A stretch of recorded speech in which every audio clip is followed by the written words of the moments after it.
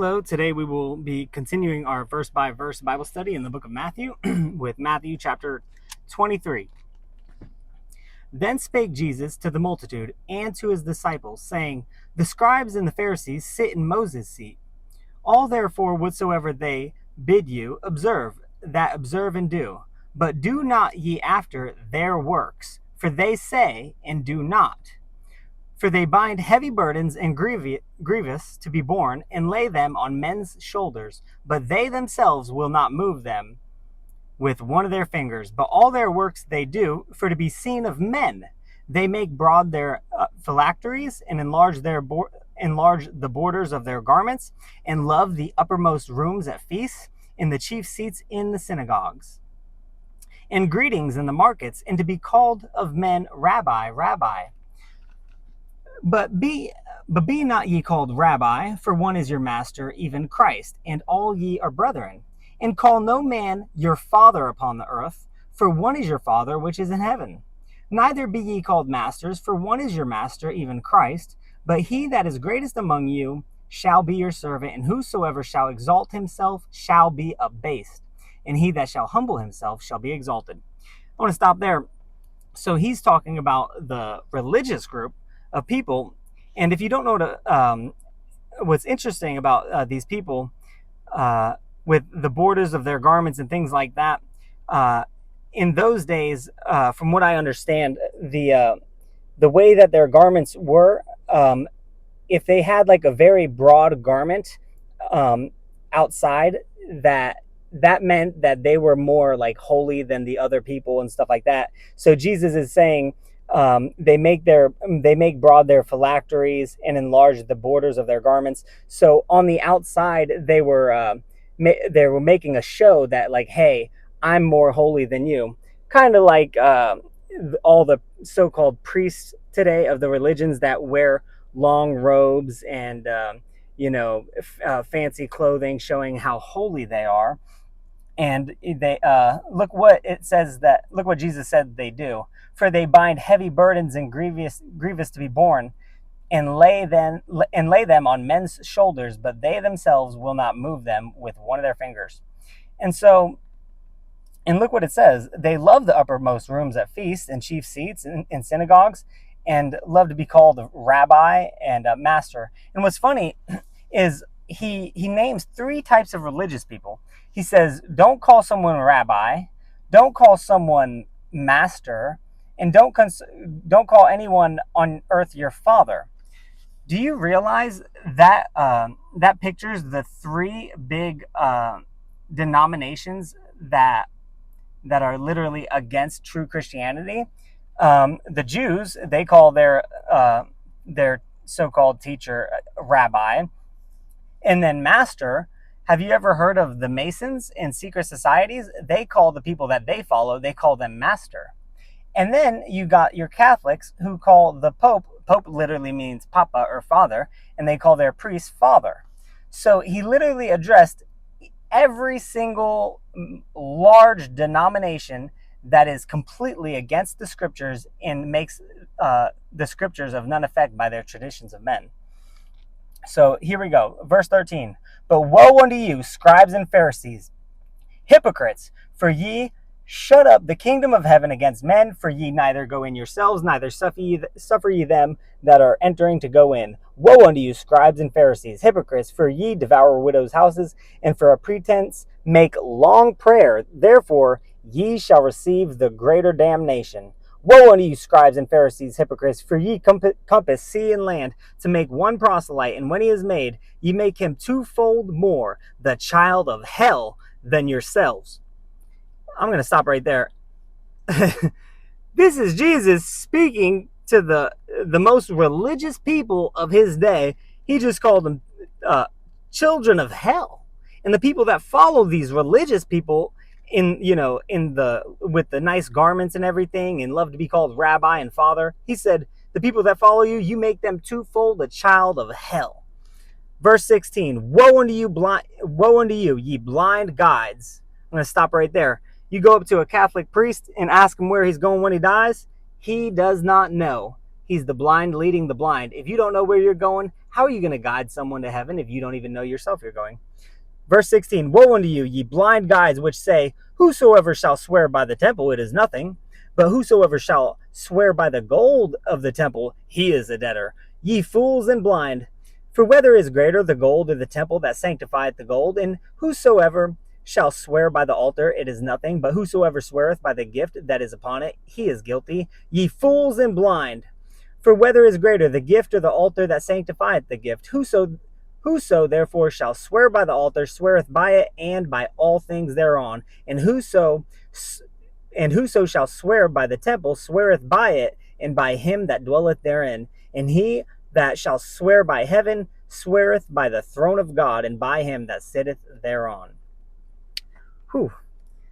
Verse 23, woe unto you, scribes and Pharisees, hypocrites! For ye pay tithe of mint and anise and cumin, and have omitted the weightier matters of the law. Whoa, look at that. Talking about, they want to talk about paying tithes of mint and cumin and anise. But look what he says, and have omitted the weightier matters of the law. What's that? Judgment, mercy, and faith. These ought ye to have done, and not to leave the other undone. Ye blind guides, which strain at a gnat and swallow a camel, woe unto you, scribes and Pharisees, hypocrites! For ye make clean the outside of the cup and of the platter, but within they are full of extortion and excess. Thou blind Pharisee, cleanse first that which is within the cup and the platter, that the outside of them may be clean also. Woe unto you, scribes and Pharisees, hypocrites! For ye are like unto whited sepulchres, which indeed appear beautiful outward, but are within full of dead men's bones, and of all uncleanness. Even so ye also outwardly appear righteous. So here's some people, the religious people, they appear righteous outwardly. Verse 28, even so ye also outwardly appear righteous unto men, but within ye are full of hypocrisy and iniquity. Verse 29, woe unto you, scribes and Pharisees, hypocrites, because ye build the tombs of the prophets and garnish the sepulchres of the righteous, and say, if we had been in the days of our fathers, we would not have been partakers with them in the blood of the prophets. Wherefore ye be witnesses unto yourselves that ye are the children of them which killed the prophets. Fill ye up then the measure of your fathers. I'm going to stop there real quick. Jesus is saying to these Pharisees that, they say things like, oh, we wouldn't have killed the prophets. But Jesus completely annihilates that belief, because these same Pharisees end up saying, crucify Jesus, crucify him, crucify him. 33, ye serpents, ye generation of vipers, how can ye escape the damnation of hell? Verse 34, wherefore, behold, I send unto you prophets and wise men and scribes, and some of them ye shall kill and crucify, and some of them shall ye scourge in your synagogues, and persecute them from city to city, that upon you may come all the righteous blood shed upon the earth, from the blood of righteous Abel unto the blood of Zacharias, son of Barachias, whom ye slew between the temple and the altar. Verily I say unto you, all these things shall come upon this generation. O Jerusalem, Jerusalem, thou that killest the prophets, and stonest them which are sent unto thee, how often would I have gathered thy children together, even as a hen gathereth her chickens under her wings, and ye would not. Behold, your house is left unto you desolate. For I say unto you, ye shall not see me henceforth, till ye shall say, blessed is he that cometh in the name of the Lord. So I want to just mention one thing right here, where people say, oh, we believe, the Apocrypha should be in the Bible, this, that, and the other. There's 2 times in the Bible where Jesus Christ tells us the canon of the Old Testament. And the people that accept the Apocrypha are the Catholics, because they believe in a Greek Old Testament, which has extremely heretical things. But there's 2 times where Jesus denies the Apocrypha being part of the canon. And we got to remember, and by the way, some of the Apocrypha, like the Shepherd of Hermes, was written by a man named Hermes, and he was the brother of a pope, which is interesting because the Bible says the oracles of God were given to the Jews. And so every Orthodox Jew uses the Old Testament Hebrew Masoretic text, which is the same Old Testament text that our King James Bible comes from. Why am I pointing this out? Because if you have a new version, you use Vaticanus and Sinaiticus, which includes the Apocrypha as part of the Old Testament. But twice, Jesus tells us what is part of the Old Testament.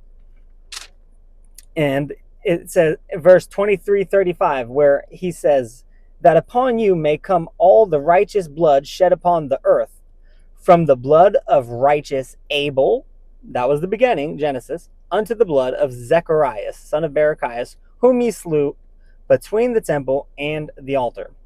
This statement, along with Luke 24:44, defines the Old Testament canon. The Jewish canon begins with Genesis, Abel, which is Genesis 4:8-10, and ends with Second Chronicles, which is Zacharias. Second Chronicles 24:20-21. It contains all the books found in our King James Bible, which is according to Jesus Christ in Luke 24:44, the law, which is the Torah, the prophets, which is the Nabim, and the Psalms, the Ketubim, or the writings, without the Apocrypha. This is why Luther and the King James translators took the Apocrypha out of the Old Testament and placed it between the Testaments. And by the way, Jesus Christ, when he quoted that and told us what the Old Testament was, and he omitted the Apocrypha, the Catholic Church they had a council, and in their council they said anybody who disregards the Apocrypha as inspired scripture, let him be anathema, which means accursed. They are a church that literally tried to put a curse on Jesus Christ, because Jesus Christ, according to Luke 24:44, omitted the Apocrypha as part of the Old Testament canon. And right here in what we just read, he tells us from the blood of righteous Abel unto Zechariah, which in the Jewish Hebrew Masoretic text, it begins with Genesis and ends with Second Chronicles. And even though the order of their books are different than the King James, they have the same Hebrew Masoretic text we have, which means we have all the same books. They're just put in a different order. But if you use a new version of the Bible, they don't go by the Hebrew Masoretic text. They go by a supposed Greek Old Testament, but the Old Testament wasn't written in Greek. It was written in Hebrew, in Syriac, and Hebrew, Syriac, and I think a little bit of Aramaic. So, but it was definitely not a Old Testament written in Greek with the Apocrypha. So according to Jesus, it is Genesis all the way to Malachi. Or if you have a Hebrew Bible, it will end in Second Chronicles. Either way, it's the Torah, the Nabim, and the Ketubim, the law, the prophets, and the writings, without the Apocrypha. So we will, Lord willing, continue this Bible study, and I look forward to it. And I love you. God bless you, and see you next time.